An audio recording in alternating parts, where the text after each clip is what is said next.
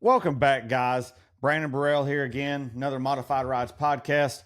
I know I skipped last week. Hated doing that. It's only the third time I've skipped a week in the last year and a half. Damn near almost 2 years on this now with the podcast. But I'd stacked up a whole bunch of episodes before I took off to work on the Blazer, and I was gone for month and a half. I was probably in Vegas for about a month. Well, outside of Vegas and Henderson, but still, Vegas is easier to say. Working on the Blazer, then I had Showdown in the Valley the week after, so I was kind of tied up for a while. But I'd stacked up the last few episodes before I left, and wanted to make sure you guys had plenty of content while I was gone. Well, I'm back now. Like I said, apologize skipping last week. You know, you diehard listeners, viewers, however you consume this content, realized I'd missed a week. But back this week, there's no guest. It's just me. I'm going to kind of do a quick update on the Blazer, since I have spent so much time working on it recently, and I actually leave out not long after this episode drops, a week or so after this episode drops. I'm going to be heading back out to Vegas to work on the Blazer, try to get some more stuff done to it. I'll touch base on that in a little bit. Want to start out by saying thank you guys for listening to the podcast, watching the podcast, sharing the podcast. Like I said, however you consume the content. I enjoy doing this. I don't make a single dime off of it. I do it just to provide some content to have people that enjoy podcast or YouTube to get a different view on the custom automotive world. You know, I've had, wheel and tire executives on. I've had builders. I've had, photographers. I've had editors on. I want to, like I said, thank you guys for consuming the content. I enjoy doing it. For me, it's just sitting down for an hour or so with a friend, someone like-minded that enjoys custom vehicles, regardless of what the style may be or the genre may be. We still get to sit back and discuss what we're all excited about in life. So I want to get things started by saying some of these hats I have available. Let me turn my notifications off if y'all just heard that. Have some of these hats, multiple different colors, some grays, some blacks, some reds, some tans, got a few camos. I know camos are real popular right now. I also have several of these Modified Rides podcast t-shirts, everything from small to, I think I have a couple 4X left, maybe one 3X, but have all the sizes pretty much. Reach out to me. I usually take them to shows with me when I go, so anybody that's there can grab some. I will ship them though, so just hit me up. Like I said, hats, shirts. I actually have a few stickers and stuff too. So if you guys, want to support the podcast and kind of help kick back in a little bit to cover some of the expenses, the programs I use, the mics, the stuff like that, greatly appreciated. Be cool to see people out in the wild at shows, at events or whatever, wearing a shirt or a hat. It means a lot. It means a lot from you guys. So I guess let's dive into the podcast on the Blazer. So you guys that follow me know, I've brought it up multiple times on past podcasts with guests that I'm building a 77 Chevy K5 Blazer. Those of y'all that follow any of my Burrell Images pages know even more, because I bombard the pages with what we're doing, what we're working on. So back in, I guess it was December, I picked up the Blazer. Already had a start to it. The guy that I bought it from had one of the original Porterbuilt bag front setups on it. Come to find out, he did the install 8-9 years ago. Did the front install, pulled the motor out, pulled the fenders off, parked it. Didn't do anything else. Rear still had lift blocks on it. So I was able to get a good deal on it because it was already a project. And, most people's not going to buy a vehicle to go, okay, now I got to bring a rollback. Now I got to bring a trailer, a truck to pick up fenders and hood and grill and all that mess to bring it home. A lot of people want something you can just hop in, drive, or throw it on a rollback or on a trailer and get it home and freshen things up and drive it. Well, we knew we were tearing it apart, so that was the main thing, was getting the good deal with a good solid body. A lot of these, especially out here on the East Coast, they will rot, rust, just be terrible. If you listen back to the Terry Rose episode, he was talking about Twisted, the insane K5 Blazer he built, probably one of my favorite ones ever done. Said he drove it for a little bit, went to tear it apart, realized that the rockers and the back of the cab and everything was held together with duct tape and Bondo. So that's always a fear when you tap into some of these 40, 50, 60-year-old vehicles. You don't know if the 15 owners that's owned it before has kind of shade tree mechanicked it and hid stuff you didn't see until you go to strip it. Well, we're not stripping mine down to the metal, to do a full paint and body work on it. So, we needed something that looked good, that was put together well. I teamed up with Adam Madrigal over at AMF Garage outside Las Vegas, and he went and picked it up for me. And I know I've told the story on past podcasts, but for those just now tuning in or wanting to tie all this together, we'd looked at several on the East Coast. We looked at several in Arizona, Nevada, California. Like we were bouncing back and forth on Marketplace and trying to find the right one. Well, we found this one in Vegas, and he's like, well, it's not that far. Even if it is bad, it's not going to be, but 20 minutes of my time, whatever. So the ad only had 3 pictures. You could tell it had work done to the front. You could tell that it didn't sit level. Then there's a picture of the fenders and the hood in a shed somewhere. So you knew it was apart, but all the pieces were there. Well, he went and checked it out. Come to find out, he was a friend of the seller, kind of knew who the seller was. So kind of felt good about that.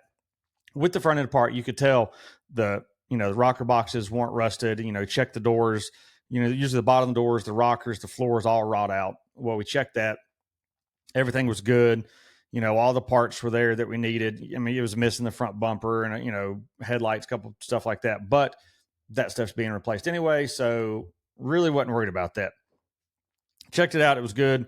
He said, hey, I'll be there at 2:00 to go check it out. I'm meeting the owner. I'll let you know. I was like, cool. FaceTime me, shoot me some pictures, something. Let me see if it's what I'm really interested in, because it wasn't a color at the time that I was really excited about. I mean, I wanted a blue or a red or, something like that. But there's a lot of the blue and white ones done. There's a lot of the yellow and white ones done. There's a lot of the, red and white ones done. So this one being the buckskin or doe skin, I can't remember what the exact color is. It's tan and white. I was like, don't know, but I can make it work. I could add the color palette too that I want to and make it work. The teal, as you see the hat, like the teal with the tan and white works. But 2:00 come around, didn't hear from him. 2:15 come around, didn't hear from him. 2:30, I text him, go, hey, did you ever go check out that Blazer? Because he didn't answer his phone.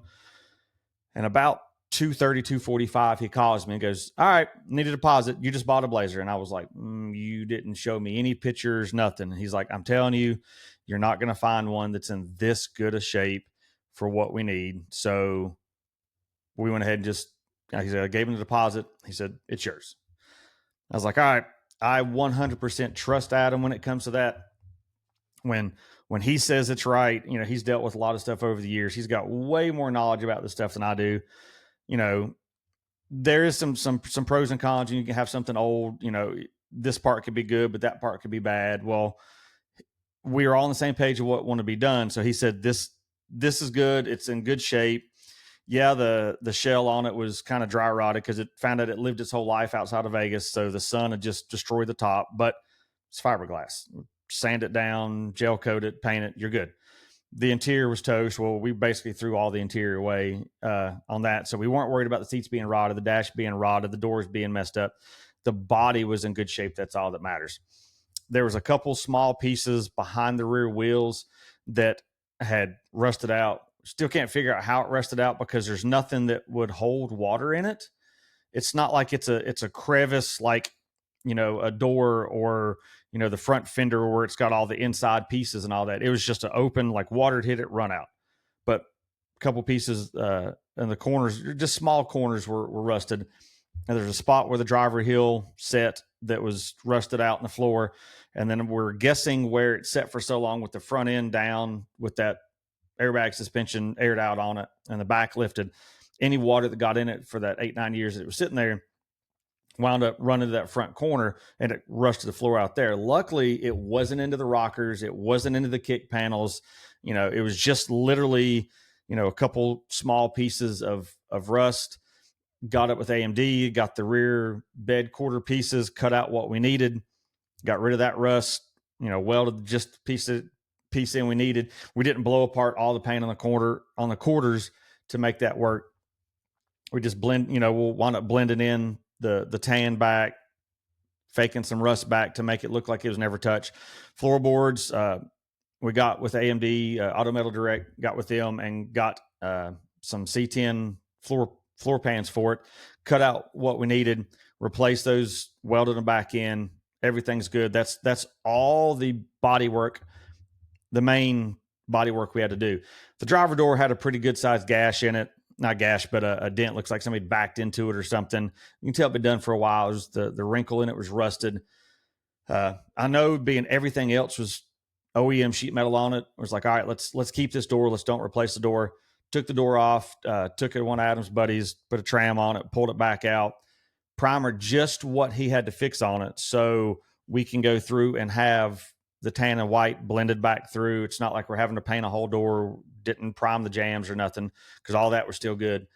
So that's really the only big body work we have to do. That part's already done. It had the I guess the towing mirrors, the 3-post mirrors, got rid of those, put some of the Dumbo mirrors on it. I love the look of the little ones, but I didn't want the little ones just for the fact of, from what I understand and the stuff I've driven over the years, you can't see shit in these little mirrors. Like, you might as well not even have mirrors. So we did the Dumbo ones. Yeah, they're a little bigger, but they're still period correct. They still fit the vehicle, and you can actually see out of them pretty good. This thing don't have 360 cameras like a new vehicle does. Welded up where those mirrors were. We'll blend that stuff in. Other than that, the body was perfect. Pulled the shell off. We were terrified it would have been like Terry's and across the back of the cab would have been completely rotted out. That was always a scary moment. Took the bolts out, lifted the shell off, took it out. I was almost scared. I was in it, like picking up on it, walking the shell out while Adam's grabbing the back of it. Kind of scared how bad the back of the cab was going to be. Kind of closed my eyes, turned around. I was like, oh, this is perfect. No rust. A couple little spots of surface rust, but not rot rust. Surface rust, just sand it and back to metal, and you're good if we went that route. But super happy with that. I went out in March. We spent a week or so, blew everything apart, took everything on the Blazer apart that we could, figured out what we needed to save, what we needed to compare with mock-up parts, threw away some stuff, sold some stuff, made sure we had everything we needed right off the bat. Went back out in April, blew the suspension apart, got all the Porterbuilt stuff put on, did the coilover Porterbuilt setup in the front, full drop member, bolted it on, went ahead, mocked everything up, welded all the holes up on the frame, shaved the frame, and the rear, actually picked up a C10 rear kit from Porterbuilt, but the frame on the Blazer is different than the C10.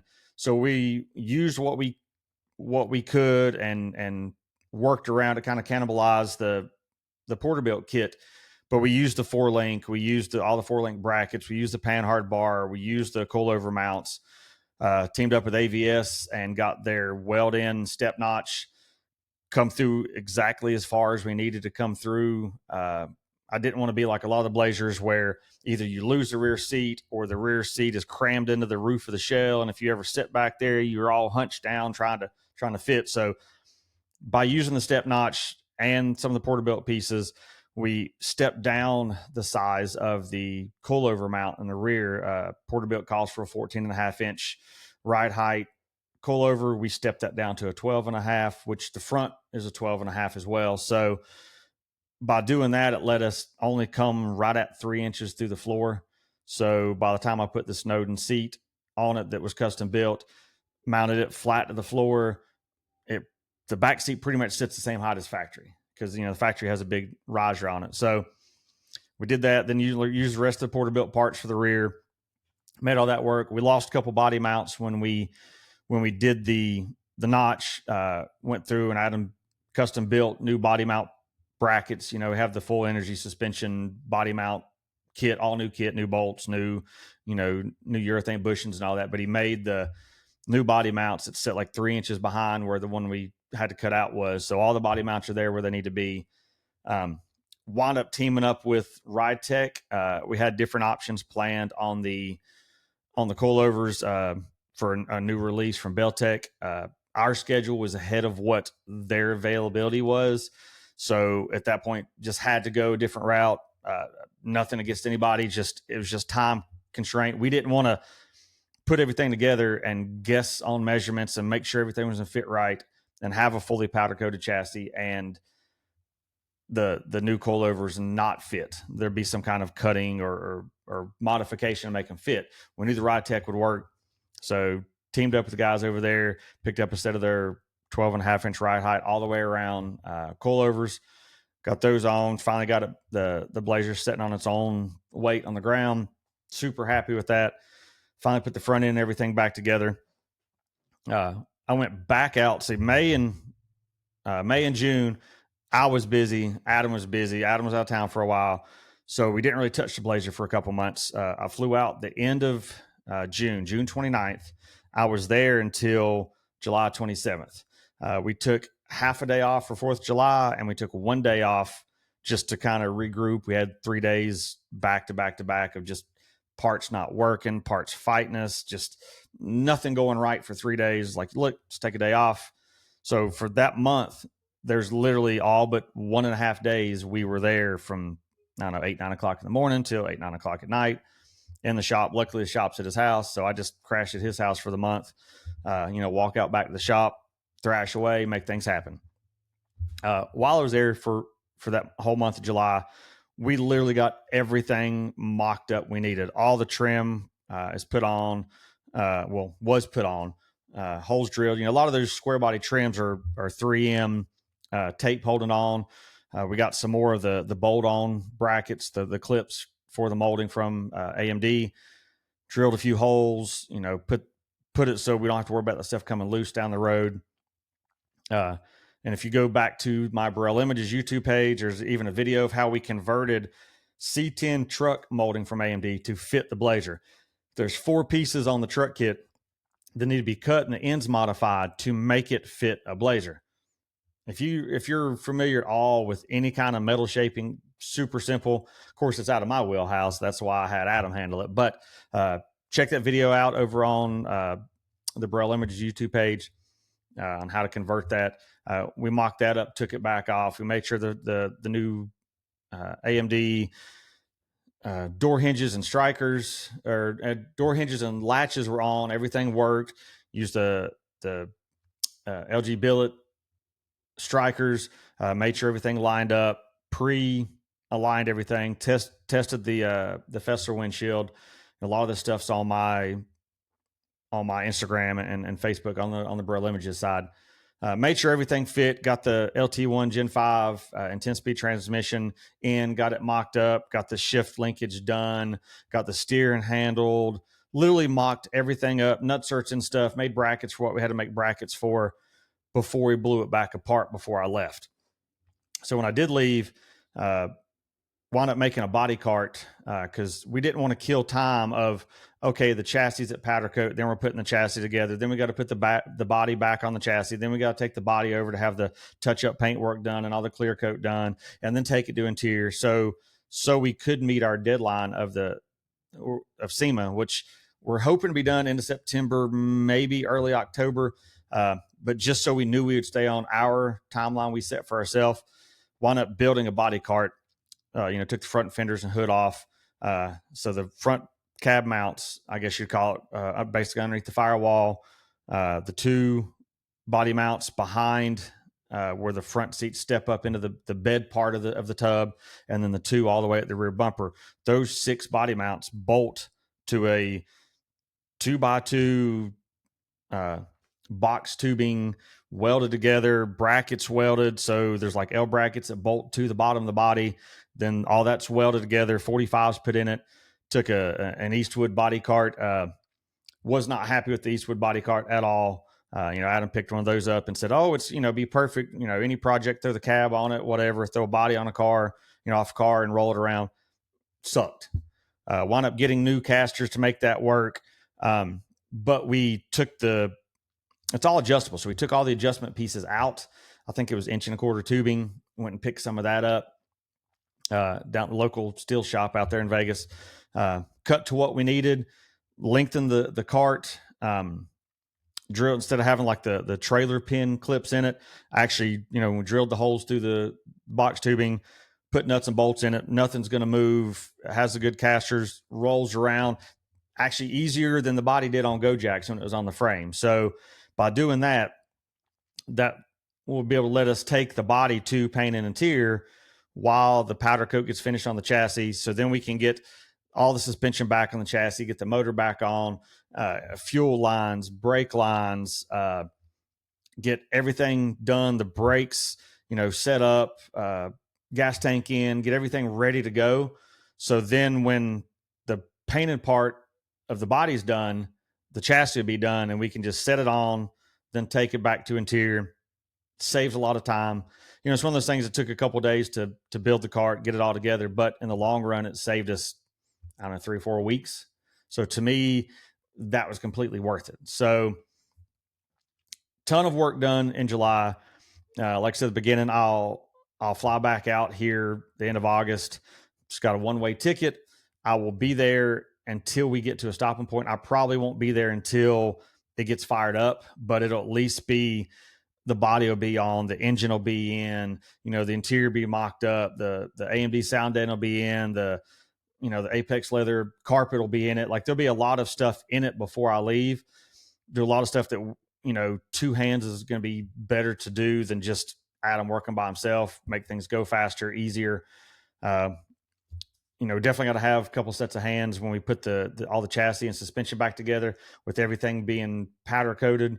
Try not to scratch anything. You push ball joints in. There's a lot of stuff you got to be extra careful with.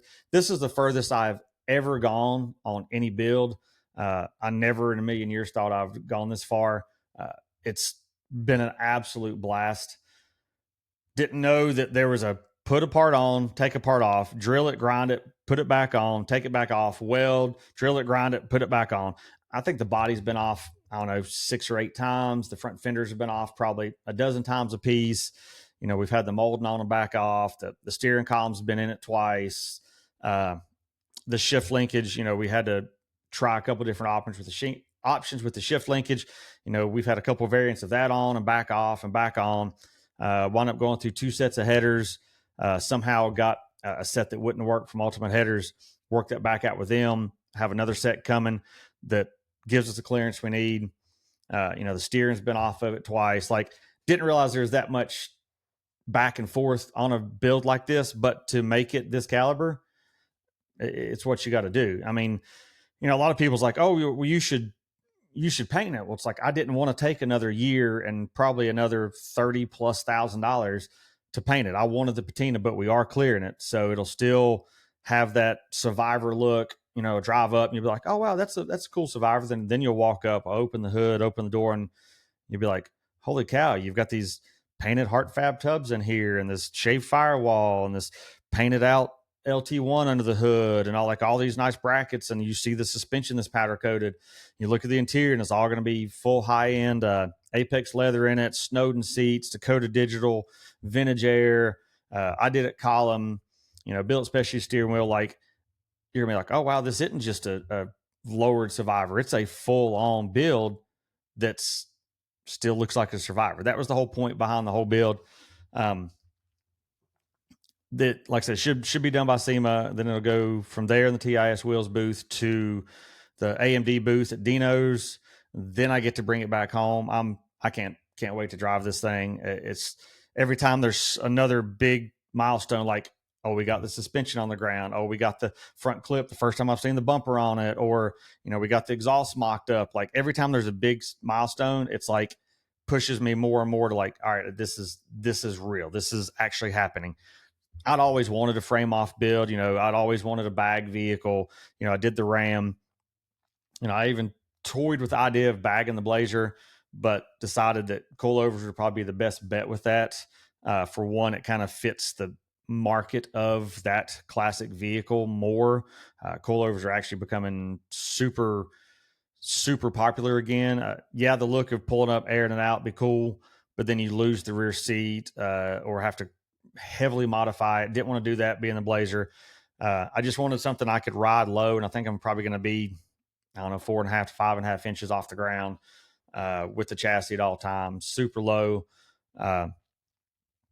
That route would be, I feel, would be a better long-term investment because, more people would be interested down the road, when I do sell it, which everybody's like, oh, you've already got it for sale. Cause I seem to have created a habit of building something for SEMA, showing it for a year and selling it. Well, I'm building this one, checking all the boxes so I can enjoy it. I can do more types of shows. I can do good guy stuff. I can do classic car stuff. I could do C10 shows. I could do mini truck shows. I could do anything, but I wanted to keep this a little longer. So, I wanted to make sure all the boxes were checked, but by doing the coilovers, that widens the buyer market. When down the road, I go, all right, it's time for something new. Let's do something new. Cause the average Joe doesn't understand air suspension. They think it's too much trouble. It's not. You can hop in it, ride it, drive it every day, whatever you want to do. But more people would be apt to buy a vehicle on coilovers where they can hop in it, turn the key, roll. You don't have to worry about none of that. So that was kind of my thinking on doing the coilovers. It does check a lot of boxes. Like, so I already had the bag vehicle with the big wheels that laid on the ground. That was super fun.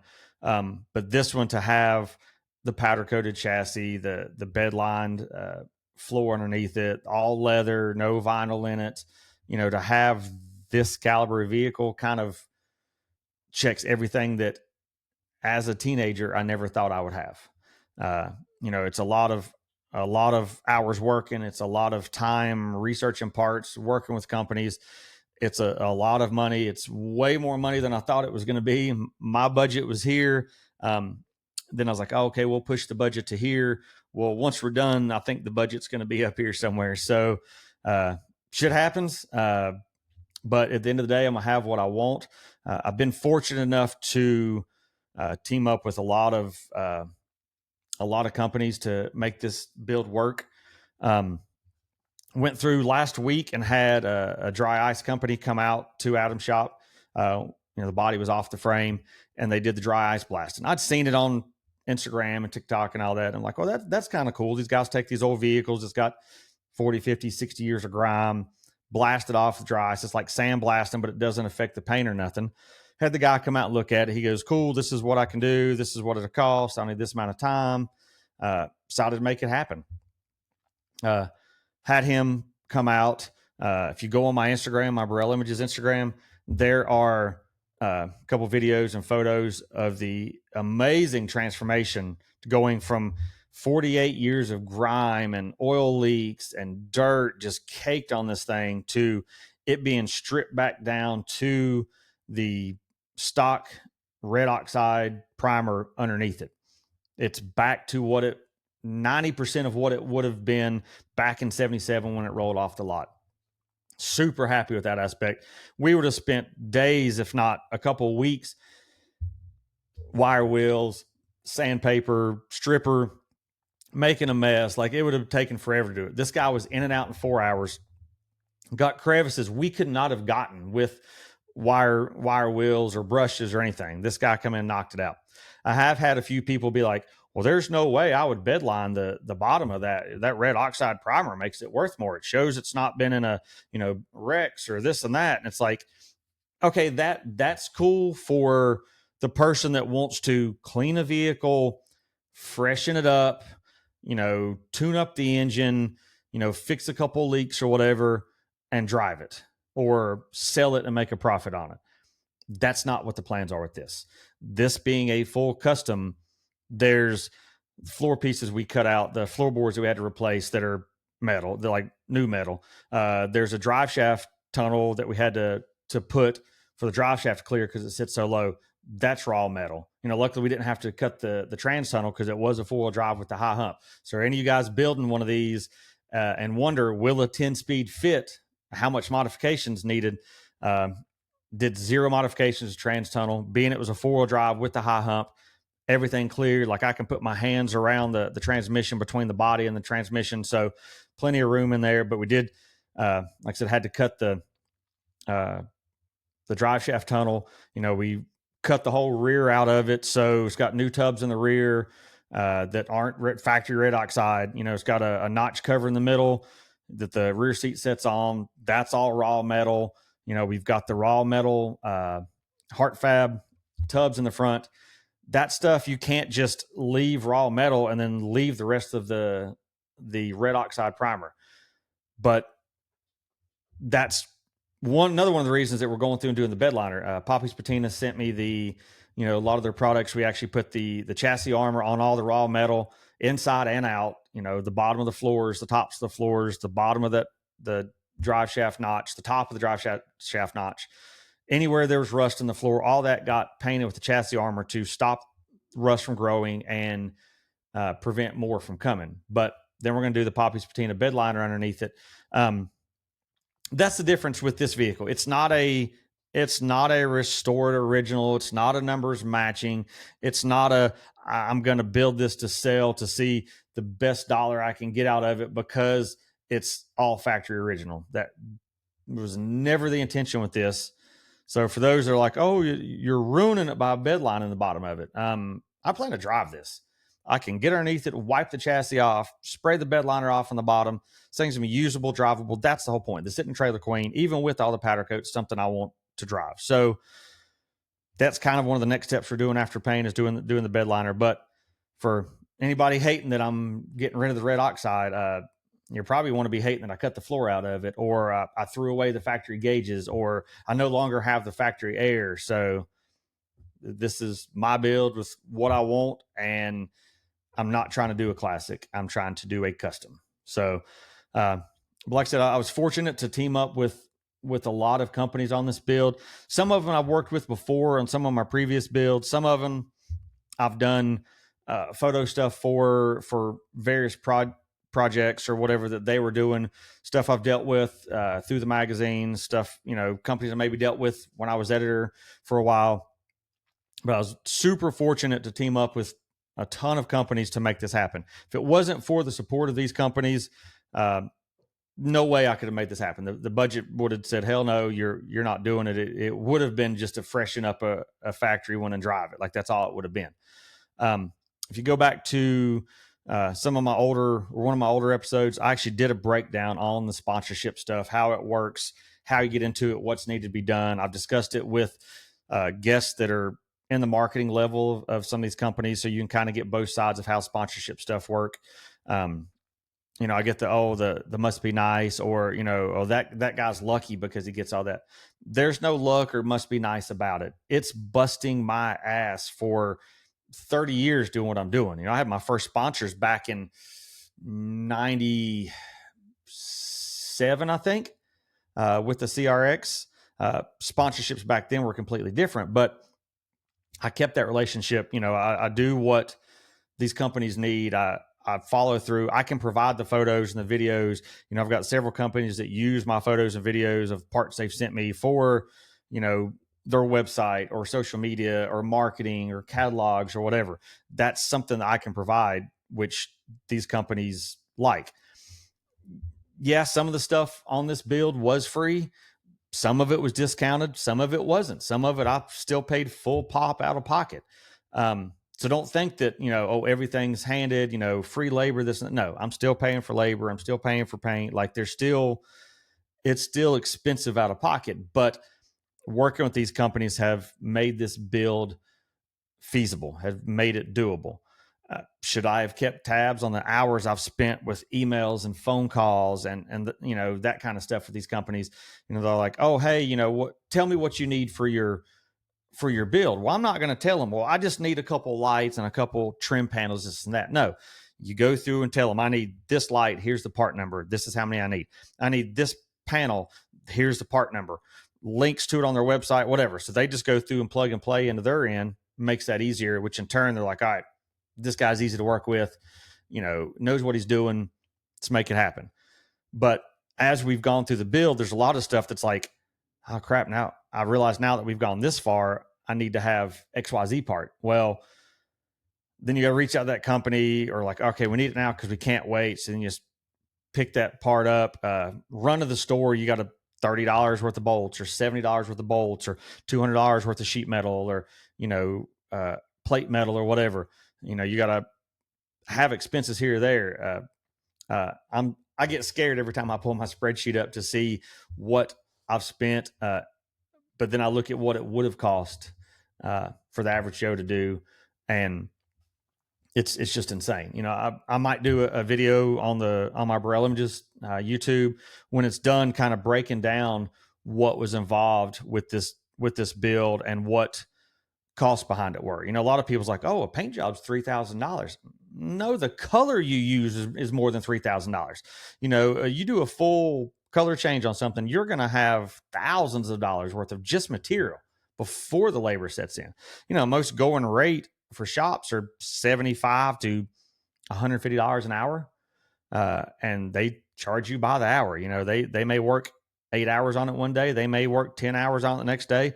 It may be 3 hours the next day, but they bill you by the hour. So, a lot of it's not like, oh, it's going to cost $10,000 to build this. Like, you don't know until it's done and you realize how much time, how many hours are put in. But, like I said, I may do a video. I had a buddy mention that, you ought to do a video to break it down because people don't realize, the wheels cost X, the suspension cost X, the powder coat cost X, the seats cost X. Like, there's a lot of variables that people just think, oh, that's just a $200 seat, or that's just a $30 bracket. And they don't realize that, no, that's not the cost on anything anymore. If I would have built this thing, 10, 15 years ago, I would have been half what I'm in it, at least. But didn't build it back then, doing it now. So going through some of the list here, though, I have precision replacement parts.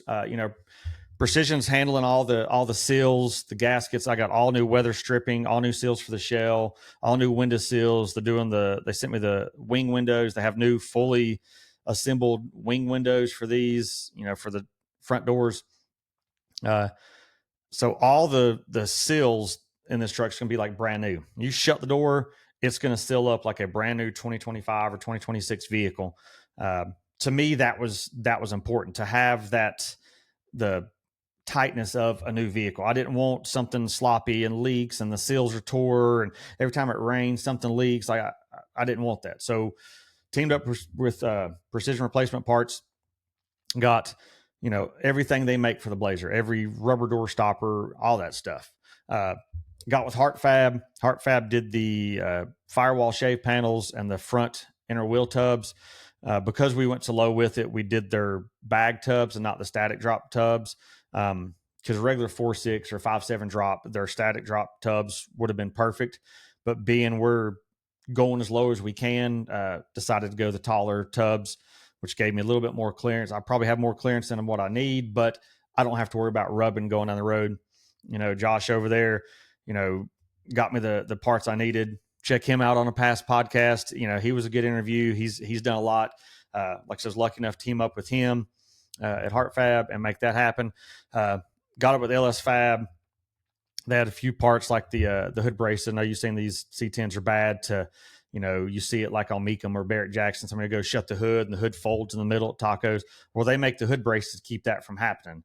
Even though I don't have the stock hinges on it anymore, I still put the braces on because that's the last thing I want to do is for some reason the new hinge bind at some weird, it'd be raining or got dirt in it or something and it bind and fold the hood. So got that. They have their tag tuck bracket too. So it tucks the tag up a little bit so it don't hang down below. Kind of just one of those clean touches that most people don't really realize.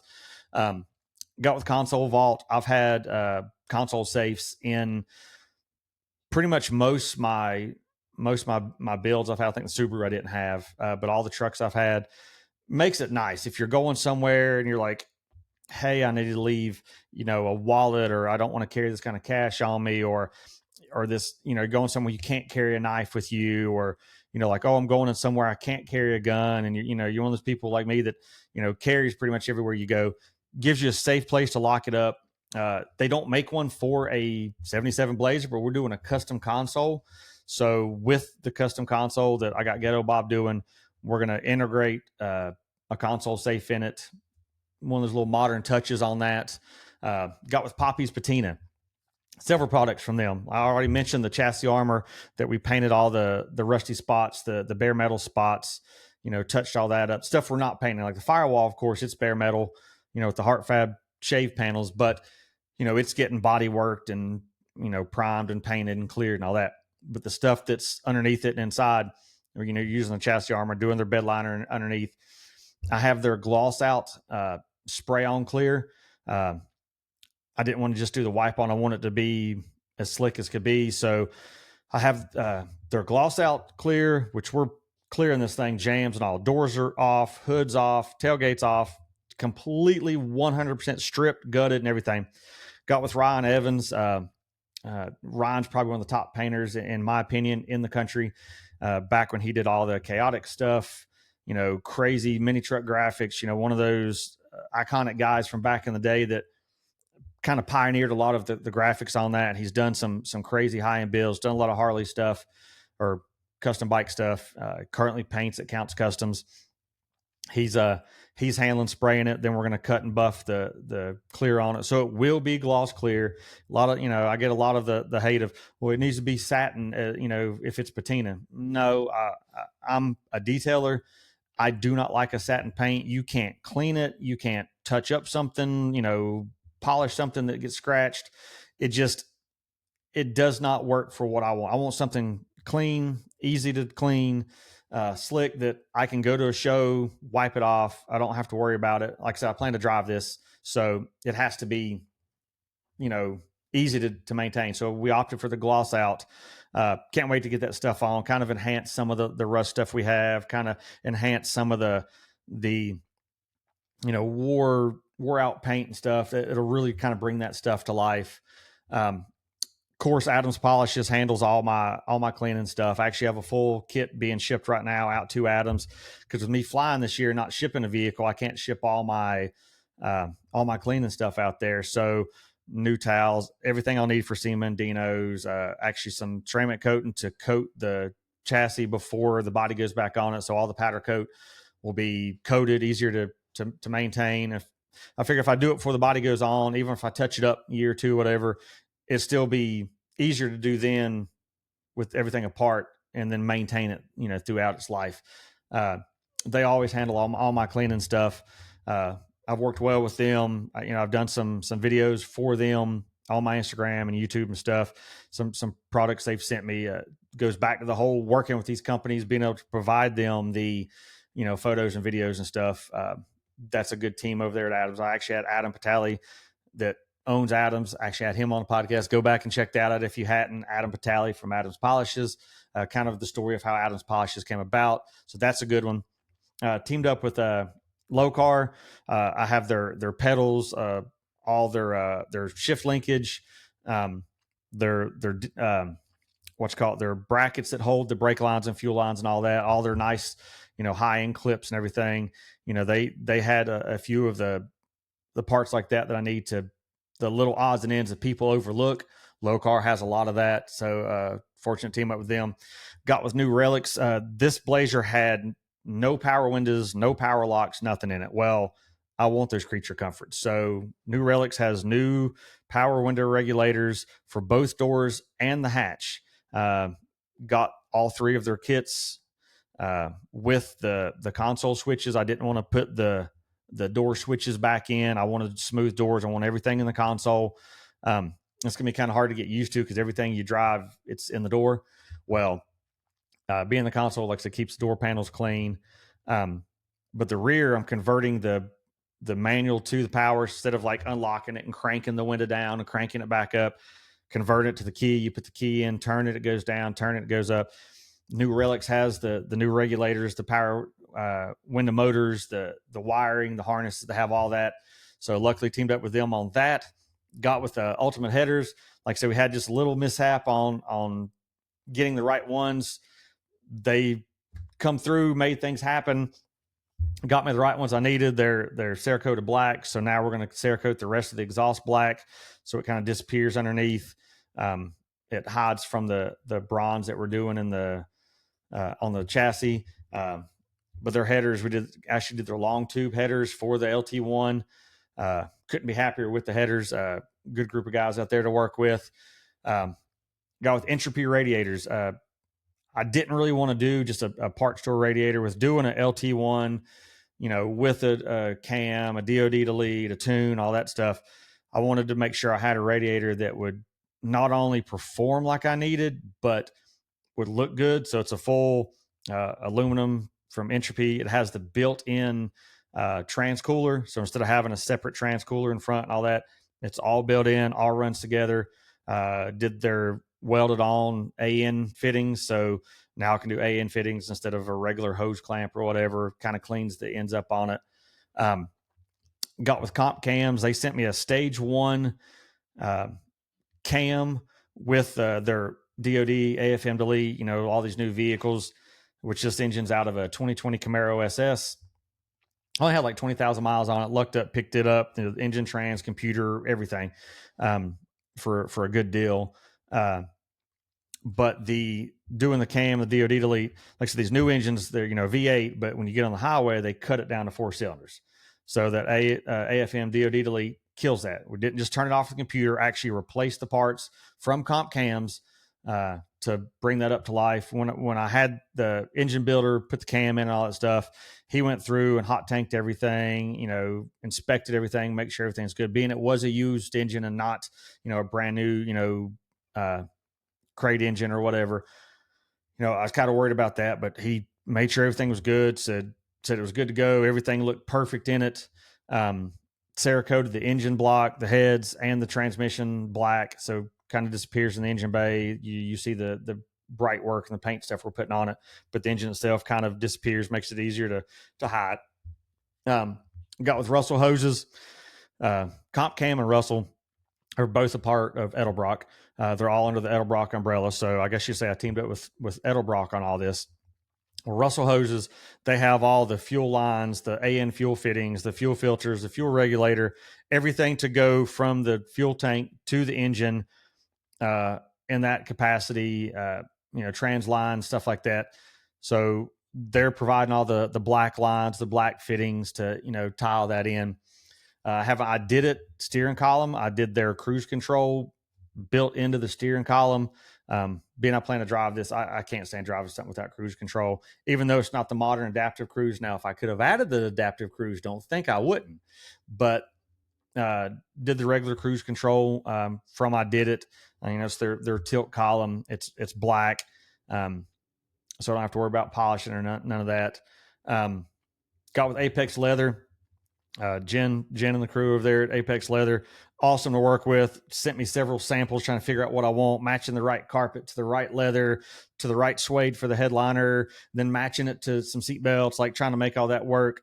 We went through a few different color options, some greens, some blues, wound up going with a brown, not as light as like a baseball glove, but not as dark as like a chocolate brown. It's kind of more of just a classic caramel brown. The dash, the seats, the door panels, the A-pillars, all the trim, everything will be leather. Did their German weave, their square weave carpet for the floor, front to back will be that. Can't wait to get this in. Even you walk in the garage where the box is sitting with the leather, it smells like leather. I'm looking forward to having that high-end leather smell. I've done the cat skins, the road wire, stuff like that. Done vinyl throughout, but to have something with full leather is, I'm looking forward to that. Got up with Vapor Trapper. A lot of these old vehicles, you park it in the garage, come out 2 days later, and you're like, it smells like gas in here. Like nobody light a cigarette, it's going to blow up. A lot of these old vehicles, just the way, especially if you have the older 350s and stuff, but even having the new modern V8 like I have, you're not running a factory gas tank, factory charcoal canisters and all that. All that's eliminated in these vehicles. So the Vapor Trapper actually kills the fuel smell and keeps it out of your garage. And as he said, a Vapor Trapper keeps your wife happy, so your garage don't smell like gas, and in turn your living room smells like gas. Just one of those little parts that a lot of people overlook. That's going to make this, still work like a new vehicle and not stink like an old vehicle. Of course, I couldn't have a vehicle without horn blasters on it. Unfortunately, I couldn't get the train horns to work. We probably could have fabbed something, found a custom tank, put something inside, but I didn't want to kill some of that to put an air tank and the compressors and, make different mounts for the horns. So I'm actually doing 2 of their electric truck horns. I mean, these things require a relay on each one. Like they draw quite a bit of power and are pretty damn loud. So putting them up front, kind of where the factory horns were, I had to put horns on anyway. The ones that were on it were, 48 years old and trash. So gonna do that. So there'll be more coming with those horns, so you can see what the difference is in those versus a train horn. Now, I love train horns. I love scaring the shit out of all my friends. I got some friends that absolutely hate them, but what do? You just honk the horn on them when they're around. Got up with LG billet. Caesar and the crew sent me the billet door strikers, the billet hood strikers. There's a few pieces like that kind of tie the classic with the modern, keeps it custom look. Their products fit perfectly, and add that one little aspect, that little splash of shiny that you're like, oh, that's cool. What is that? LG billet. They have a lot of stuff for a lot of different vehicles. I wanted the glass in this to be more modern. Of course, the roll down windows are going to be roll down windows. The doors and the hatch, got those coming from AMD. But the windshield and the shell windows are the new flush mount glass. So these don't have the rubber seal around them. They glue in like modern glass. They fit perfect like a modern glass. Just one of those custom touches that makes this not, oh, that's a full classic restore. Like, oh, it's a custom. Like you see the glass. Fessler has the perfect glass for this. We test fit the windshield, put some rags and stuff in, made sure everything was right. Super impressed with that. Of course, he didn't glue it in yet. But like I said, the shell and the windshield will be the Fessler glass. Got with Seatbelts Plus. Got a few color samples from them. They provided the OEM style seatbelts. The front seatbelts in this are the 3-point harness from the factory. It has the metal GM buckle that they had back then. It has the OEM looking buckles. I matched the seatbelts to the Apex leather and the carpet and everything. So made sure all the colors flowed together. So I have brown seatbelts. It has the factory tensioner, has all the replacement parts. So you're not just trying to rebuild an old, almost 50-year-old seatbelt and hope it works if you get in a crash. This is all new. For the rear, it's just lap belts in the rear. Got their lap belt. Still has the silver GM metal buckle like like they had back in the day. So that aspect is still there. Like I said, they match perfectly with the look I'm going for. What's next? I have Dial Dynamics. There's only a couple bulbs I needed. Dial is good for all their bulbs, but for y'all that remember my Ram, I had the underglow. I had the lights in the wheel wells that lit the wheels up. I had the lights under the hood. Actually, the same lights I have on the golf cart. I have them under the golf cart, under the canopy, in the wheel wells. So it's lit up, different color zones. Dial Dynamics sent me several of their strips, some of their controllers, their Bluetooth modules, all that. So I'll have full underglow. The wheel faces will be lit up. Under the hood will be lit up when it's open. I got some lights going under the seats and stuff inside. So this thing will be lit up, can change colors. If I want to do teal inside, teal underneath it to kind of tie the color theme together, I'll be able to do that. Awesome group of people to work with over there. I've worked with them every year since 2017 when we did Chris's Tundra. Worked with them every year since then. They have some killer products, some new stuff, some direct bolt-on replacement stuff. The Maverick, for example, I have their fog lights that look like they came from Ford. All their lights and everything for them. So teamed up with them on this build to get the lighting I need. Got with sealskin covers. Once this thing's done, I'll be able to have a cover. If it has to sit outside for a while or whatever, I got a super soft, weatherproof cover for it. We were hoping to put it on before, get some content and stuff for them. But then we realized that with that like felt liner in the cover, the rust on the roof and the fiberglass shell being so bad, it would have just destroyed the cover. So decided to keep it packaged up until we get it back together. So then I'll have a nice cover to use for the life of the vehicle. So thanks Steel Scan for that. One thing I didn't want on a classic vehicle like this, one of the things that's always scared me about building a classic vehicle is the fact of you're like, oh, this electrical issue or this light don't work or, that don't work or I don't know where this short in this wire is. It's, 40, 50-year-old vehicles, the wire gets brittle, it breaks, you don't know what happened to it and the 35 owners that's had it before you. So we literally pulled every wire out of the Blazer, threw it straight in the trash. Something I'm not even touching. I'm not tapping into a bunch of wires. I'm not, having this big spaghetti under the dash, this big rat's nest. Got with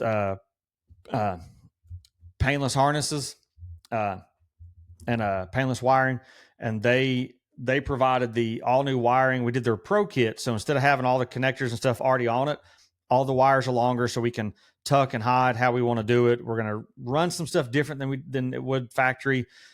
New fuse box. We made a mount front of the dash for the fuse box. Did some nut search. So when we go put it back together, there's no trying to fight a nut and a bolt. You just put a bolt in. It's good. Already got the holes cut out for the wire and harness to run. You don't have to question if a wire is bad or not. Everything's brand new, and it's all their wires labeled. Go to their website or Google it, look online. All their wires say front parking light, front headlight, starter. Like every wire is labeled, so you can actually look at the wire to know what it connects to. You don't have to guess what it goes to. Already comes pre-filled with the new fuses. My original 77 fuse box had the glass fuses in it. Now we're updating to the new modern fuses, painless handled, every bit of that. So that's going to be a plug and play with them.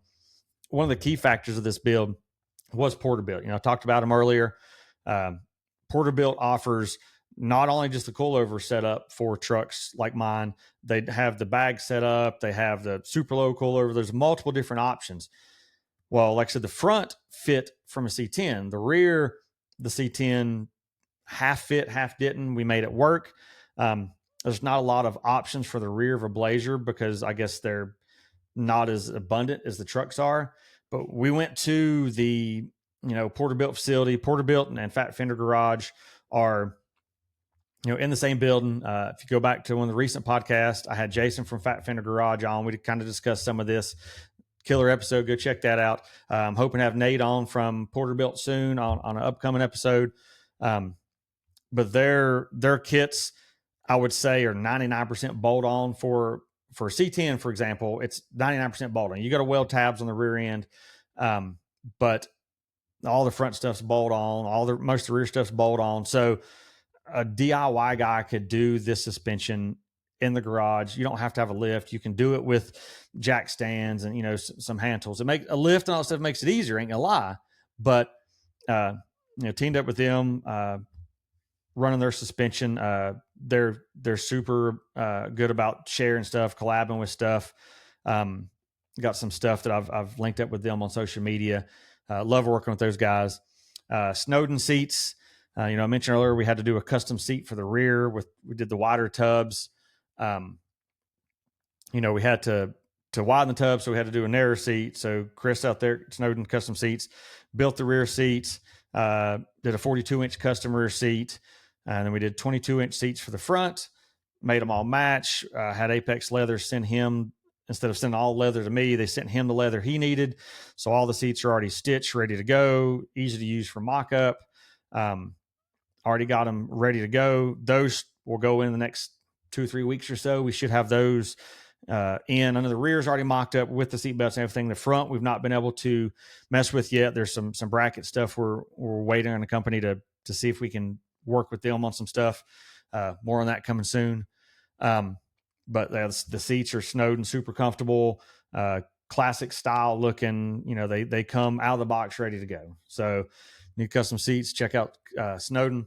One of the biggest companies I've worked with a lot of parts. It's not a lot of big crazy stuff. A lot of people that deal with them have physically big items. I didn't have to have a lot of that. Is Auto Metal Direct, or as most people know them, AMD. Jason, Eddie, and the crew out there, super awesome to work with. I've had Jason on a recent podcast. I actually went down to AMD and filmed that. So if you're watching on YouTube, check out the one where we're in person. Had Eddie on as well to discuss how all the AMD stuff works. Their facility is mind blowing. They have a new building across the street that's, what's 600,000 something square foot total between the two builds. Insane. And we talked when I had both of them on. If you have, say, a C10, for example, if you have a VIN plate and a title, even if it's a rotted out piece of shit rust bucket, you can still build everything you need from AMD. The body, the doors, the hood, the fenders, the grill, the headlight switch, everything body related, not chassis related or engine related, but body related. They've been a lifesaver on this. There's so many parts that have gone bad because they're old. The floor pans we had to get, the wiper switch, the headlight switch, the new grill, the trim. They make damn near everything that we need. So I love working with those guys. Like I said earlier, the Blazer will be in their booth at Dino's. I plan to work with them quite a bit over the next couple of years or so. Good Guys Columbus, stuff like that. I'm gonna have the Blazer in their booth. That's kind of the part of working with some of these companies. They go, hey, we need you in our booth on Saturday in Atlanta or whatever. Cool, make it happen. But to have companies that not only want to work with you but want to use you in their booth is super humbling and makes me happy with that. So next on my list is a MagnaFlow. Teamed up with MagnaFlow. To me, MagnaFlow is one of those staples in a hot rod build from decades. Teamed up with them, got a couple of their mufflers, their builder kit. We wanted the stainless stuff. That's one of the big expenses of an exhaust system is the right product. Decided to do stainless on this. We could have gone to a mom and pop, local muffler replacement shop, and they could have put some galvanized pipe in and made it work, booger welds, that kind of stuff. Well, luckily MagnaFlow not only sent me the mufflers and the V-bands, but they sent me their builder kit. So we had enough of the 45s and the straights and the 90s to make the exhaust work. Wound up having Adam go through and lay everything out, tacked it all up, send it to one of his buddies to TIG it all, and then we're going to coat it. But MagnaFlow, it'll have a nice rumble to it with the cam in it. It'll have the nice growl to it. So that was nice or important for me to have a good exhaust that would perform right, sound right, and everything flow right. Super happy with how the exhaust stuff come out on that. PSI conversion, actually had the guys from PSI conversion on. Seems like half my sponsors have been on the podcast, and those that haven't need to be. So if you're listening to this or watching this and you're one of my sponsors and you've not been on the podcast, I need you on the podcast. So hit me up, make it happen. So I had the PSI conversion guys on the podcast, discuss how they came about, how everything transpired to what they are. They specialize in LS and LT conversion. So with the LT conversion, there's a lot of the stuff, the smog stuff that when you do a conversion, you don't have. There's a lot of, plugs and fittings you don't need, but you still have to have everything plugged in. That computer for the car it came out of has to still run that engine and still tie back into your vehicle. So their harness goes through the firewall, plugs into all the sensors, the OBD2, the O2 sensors, the mass airflow sensor, the NOx sensors, everything plugs in. This harness was killer. Come out already pre-wrapped. All the fittings were on it. Had its own fuse box that we made a custom bracket for front of the dash. Still be able to access all that. Sent both the ECU and the transcomputer to them, had them flash it, do a startup tune on it so I can get it, start it, drive it, get it to where I need. But once it's all done, of course, I'll go have a full dyno tune to dial the truck in perfectly. But PSI conversion made a super simple install setup. Everything plugs in, There's no guesswork behind it. We mocked it up when we cut the hole to the firewall to make sure everything works. We literally laid the harness out, made sure everything matched up, looking through instructions. All right, well, this goes here, and where does this wire run? Made sure everything works. Didn't plug everything in, but just kind of laid it where it goes to make sure everything was going to clear. Super impressed with it. Looks like a factory OEM harness. So if you got an LS or an LT conversion, hit the guys up at PSI Conversion. They have what you need to make that new engine work in your Classic, or a new engine in a newer vehicle, whatever your swap situation is there. One of the things that most people overlook when you're doing a build is like, all right, you have your fluids. Okay, you have a new engine, a new trans, a new rear end, new radiator. All those fluids need to be added. You can go to the parts store, Advanced, O'Reilly, whatever, and just buy a couple gallons of antifreeze and a couple gallons, whatever you need, quartz oil. Well, I got it with AMSOIL. To do this right, I knew I wanted a company like AMSOIL to work with. I have their oil, their antifreeze, their transmission fluid, their rear end fluid, their grease, their oil filter. Everything that I need fluid wise for the Blazer will be AMSOIL right off the bat. So we'll have all that, all that stuff, making sure everything runs right. It's not just going to be some cheap Walmart oil. Like, you can't do that with a build like this. You got to have something good. So luckily the guys at AMSOIL wanted to work with me on this build and made that happen. Got with Sony Mobile ES. One of the main modern features I wanted on this, creature comfort wise, is I had to have wireless CarPlay. All these new vehicles have ruined me now. I like being able to hop in. You don't have to pull your phone out of your pocket. You don't have to, try to do another GPS deal, built in. It's all, wireless CarPlay. Got one of their 10.1 inch screens that were, like I said earlier, we're doing the custom console. Got Ghetto Bob doing the custom console with the safe. We're gonna do some wireless chargers, cup holder, and the screen, all the switches for the windows and locks and all that. But the screen it's going to be the one modern looking thing in the vehicle, I guess you'd say. But I didn't want my phone suction cup to the windshield or on a magnet mount on the dash, wired in somewhere. I wanted to have the wireless CarPlay. So that to me was my modern touch for the vehicles, do the Mobile ES. Still trying to lock things down with the audio install. I knew we're going to do, some vocals and, a couple subs, some amps and stuff, but nothing big, nothing over the top, nothing super modern, just clean, classic, a good sound. Part of what Ghetto Bob's doing when he does the interiors, the audio. Still trying to lock that down. So at the time of this recording, I don't have the audio stuff locked up. Also got with Tanks Incorporated, Tanks Inc.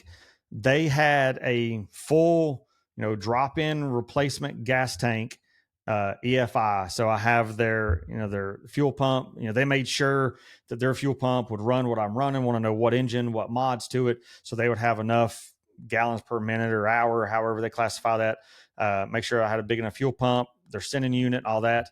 Tank looks OEM. Of course, my tank was 48 years old and it was, on a carbureted engine. So it didn't have the features I need with the modern EFI stuff. But got with them, got a brand new tank, all the new straps, everything needed, the filler piece for it. So now I don't have to worry about rusty gas being in it, trying to, have a almost 50-year-old tank, wondering what's in it. Do we need to clean it? It's all fresh, brand new, coated, good to go. Got with Dakota Digital, got a few things from Dakota Digital. I know most people think Dakota digital gauges like a new vehicle, like most new vehicles that all the gauges are digital. There's not an arm or whatever. Well, they offer one of their models is the, actually has a needle. So when you look in it, it looks like OG original gauges. All the needles and everything work, but you can change the colors of the background, the lighting and all that. But there's a couple screens in it that will show, all your data. So that part of it's still digital.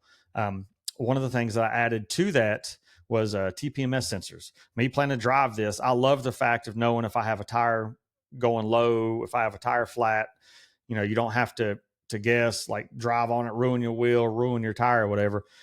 So Dakota Digital has a TPMS sensor kit. You put the sensors in the tires just like factory. It goes in where the valve stem is. Put the sensor in the tire. Then up on the dash through a Bluetooth connection, one of their modules, it shows you on the dash what it is. I also did their AC controller instead of using the vintage air. These square bodies have the slide controller, hot or cold, or vent or on or whatever. It's all digital. It's got a screen. Colors will match what the gauges are. And if you've got a new vehicle or driven a new vehicle, you can set the dial. I want to set this to 73 and auto, just like your house. It turns it down. If it gets too hot or too cold, it turns the fan back up.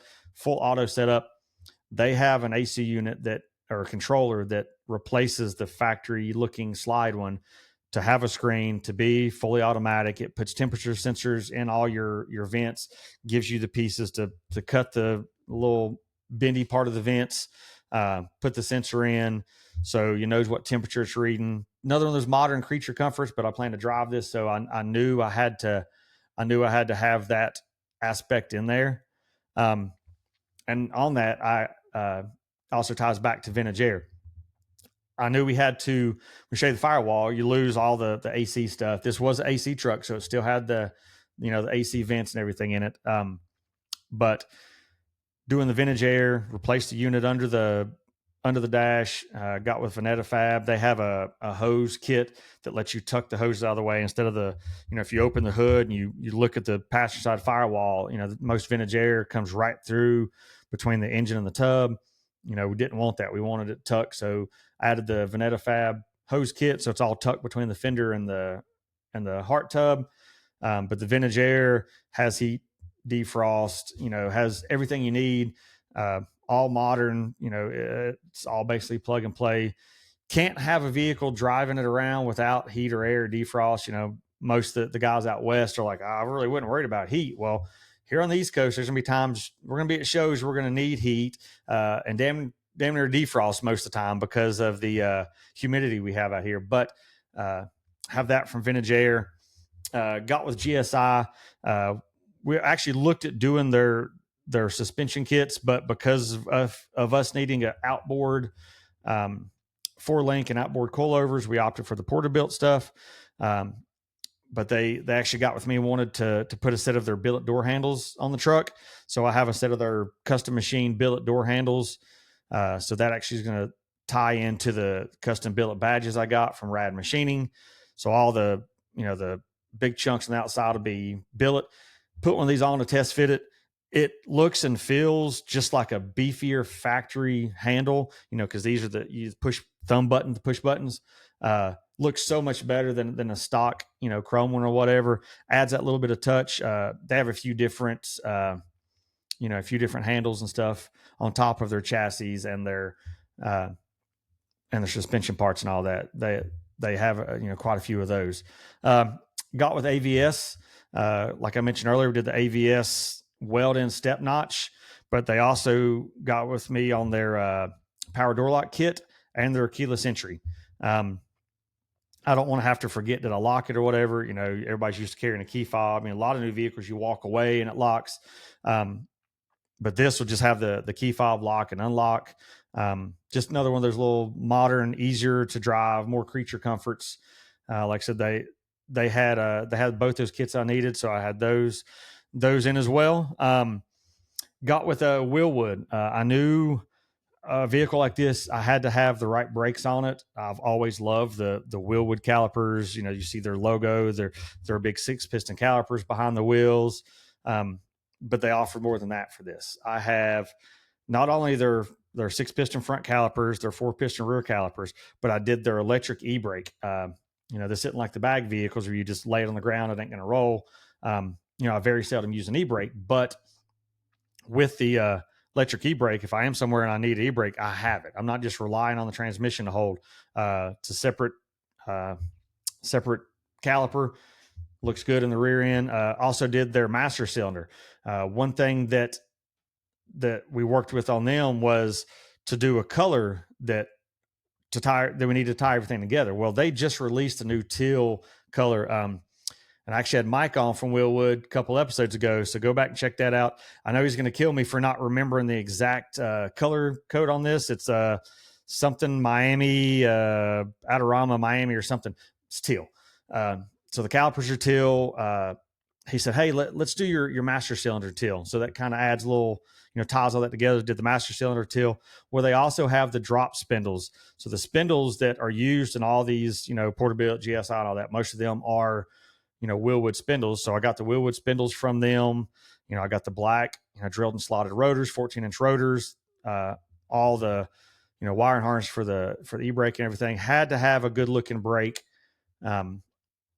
for this vehicle to stop right and to look good. So because of doing their teal calipers, I knew I had to make sure everything tied together. So all my suspension components, my control arms, my four link, my Rytec springs, sway bar, all that stuff, I actually matched it to the calipers. And then in the trim, the AMD molding on it, where it's usually black in the middle, we're stripping that and doing that teal to match that as well. So all my teal is based around the Willwood color. Got it with Tiger coatings. They provided the teal and the antique bronze hammer tone, which is for the chassis, the rear end, the stuff that aren't really seen a lot underneath. They provided the satin bronze for that. Got TIS wheels going on this. And you guys that follow me know I've had TIS and Dropstar wheels has been the same company for as long as I've worked with them. My first SEMA booth was 2014 in the TIS wheels booth. So I've worked with them all but I think 1 year on everything. No, all but 2 years. Well, I guess that second time I had two vehicles, so we did have their wheels on one of them. But the Blazer will be in their booth at SEMA this year. We're doing a set of 22 by 8.5s and a set of 22 by 12s. We're gonna do a satin bronze face with the polished hoops. They're kind of doing a custom 22 for me. Looking forward to getting those on there. The wheels that are on it now and the ones that are on the rendering are not right. The ones on the rendering is one we decided, let's make this work. The ones that are on it now are mock-up wheels that we borrowed from another one of Adam's customers just to roll around the shop and whatnot. So we'll have these new ones. The ones in the rear are only 10.5s. We're doing 12s and a different offset, so that we'll have the deep lip like my Ram did. Like I said, TIS again on that. Got with Chris over at MTI, Chris Pate. Also another one that was on the podcast. Chris is making sure that I have the right door panels to tie this look together. So I've got MTI custom door panels going on it and kick panels. Kind of adds that modern yet classic look to it. If any of you guys have ever seen some of these high-end builds that are hitting the scene recently, MTI is tied to most of the big boys on the show scene. So truly an honor to have their door panels and kick panels in this build. Looking forward to get them in. Ghetto Bob's going to wrap them and match everything else, so they flow together. Just to go back and check out Chris's podcast on how he got started, some of the stuff he did. Got the CVF hinges on it. Knew I didn't want the factory spring hinges, and then by doing the tubs, I had to have something with a 2-bolt hinge on the inner fenders. So got CVF on that one.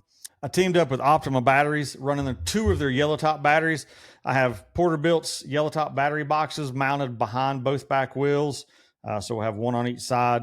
So running two of their yellow top batteries, make sure I have enough power for everything. Brian's Motorsports. So Brian, another one that was on the podcast. I had him on a few episodes ago discussing Brian's Motorsports and how that became about. Well, was working with Brian on some stuff, and he's like, man, he said, let me take care of the tires. So he's taking care of the Toyo tires for me, running some 265 35 22s in the front and a 335 25 22 in the rear. Pretty big meat in the rear. Thanks to Brian Hayes out there at Brian's Motorsports. If you're in the Tennessee area, he's outside of Nashville. Check him out. He does some killer work. A lot of stuff in house. He always has stuff at SEMA every year, so I get to run into him out there. But like I said, thanks to Brian for that. Got with Finishing Line. Finishing Line is handling all the brake lines. We're doing soft lines instead of the hard lines. Eliminates a bunch of fittings. The new technology with these like double coated, the double coated brake lines. hold up to 3,000 psi, which is way more than than a standard brake whatever run. So we got their brake lines in there. For headlights, I wound up finding a Dapper Lighting. Eddie Gordy actually turned me on to them. They're building a set for him, and I was like, well, let me check them out. And they have some killer OEM looking projector headlights for the Blazer that are going to be, I think, 5Ks the color, a nice clean modern projector look to it.